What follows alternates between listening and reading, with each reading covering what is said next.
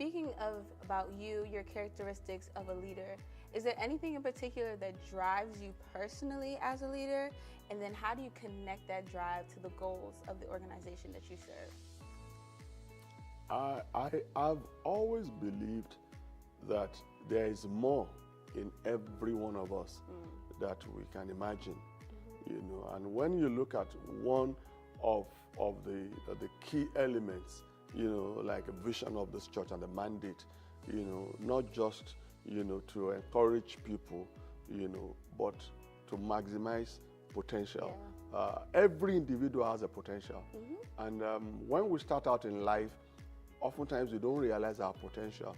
You know, when I look back, you know, to how I started life to where I am now, I don't think I realized I had 5% of the potential that has evolved out of me. And there's still a lot more that are yet, you know, to come out. So I believe one of my goals and my calling in life is to challenge people to be the best. And to, you know, because honestly, I don't compete with anybody. We shouldn't be competing with ourselves. Yeah. Just compete with your own potential. And that's it. If you can find your potential and push it to the limit, you realize that there's nothing that, or anyone that you look at now up there, that you cannot become or even be greater than. Do you understand? Breakthroughs and success in life, I believe, is overhyped. You do understand? People make it look as if it's unachievable. But I've come to realize it's achievable. Yeah. It is achievable. You know, when we started this church, I went to a lot of conferences. You know, I don't go to as many conferences now as I used to when we started.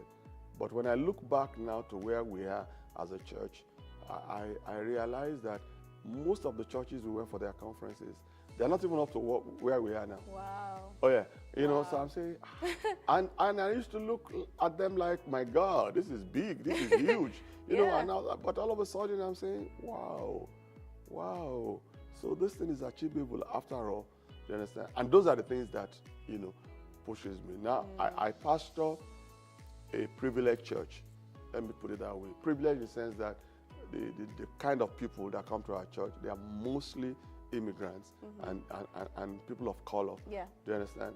And my goal is to challenge them to be the best.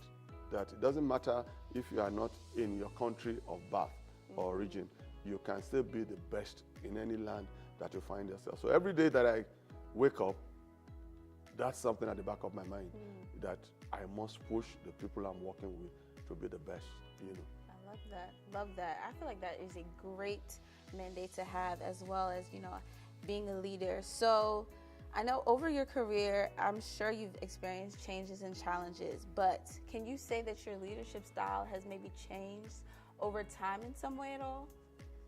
Yeah, leadership styles changes with time. You know, you can't give what you don't have, and the more you know, the more people expect from you, and the better people expect from you. You know, there were days of not knowing anything. Do you understand? And we just did it as we thought we should. In some cases it worked. In some cases it didn't work. Yeah, you true. know. But the more I began to study and read books and improve myself and talk to leaders and, you know, watch leaders and study leaders, I realized that, you know, there were decisions I made many years ago that if I have to make them now, it's going to be different, you know, the way I'm going to make it, you know. So, yeah, my leadership style has evolved, you know, over time. And part of it also could be due to age.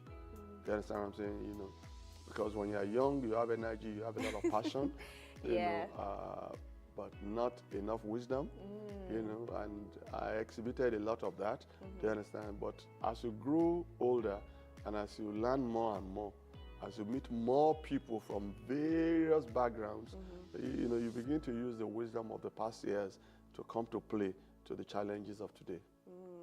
And even speaking to those, you know, challenges, as a leader, how do you deal and move past failures?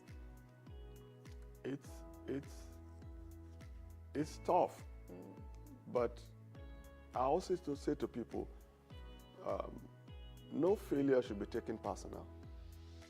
What I mean by that is that, people do ventures and they fail.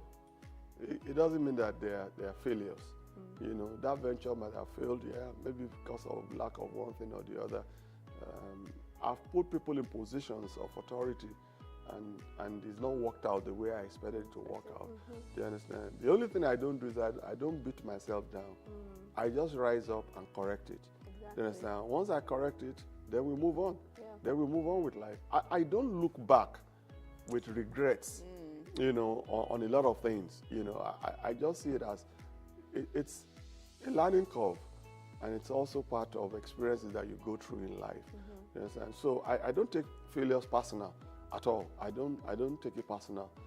I just know that in life people face challenges, and a part of challenges might be failures in one thing or the other. But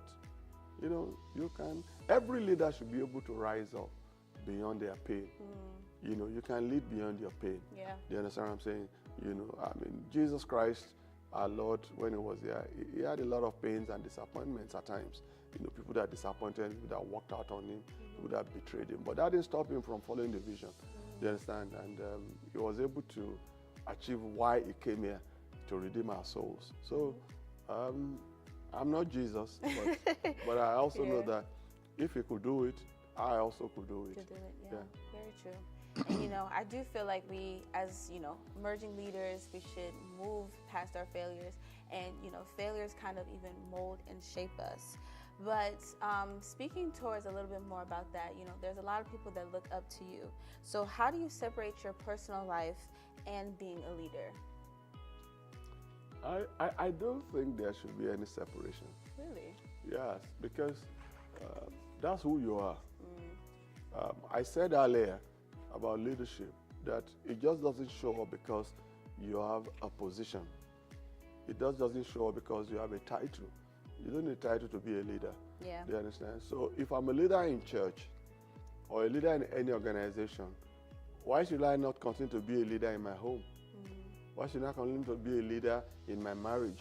Why shouldn't I continue to be a leader in my society? Amongst, with my children. So what I'm saying is that once I start separating it, then that's when you find people doing one thing on the outside, and then when they get into their closet, they do something else. Something You different. understand? Yeah. So if that's who you are, that's who you are. If you're a transparent person, you are a transparent person. You don't show transparency just because you are in a business and then you get home, there's no transparency in your marriage. No, that's who you are. That's who you are. Do you understand? I don't have to relate with my children as a leader talking to subordinates on. I'm a father, yes. I'm a grandfather, yes. But guess what? They also see me as a leader, because there are times that they will go through issues and challenges that they will come to me for advice. If they don't see me as a leader, they will not ask for my opinion or advice, on something. So I can't separate the two. Do you understand?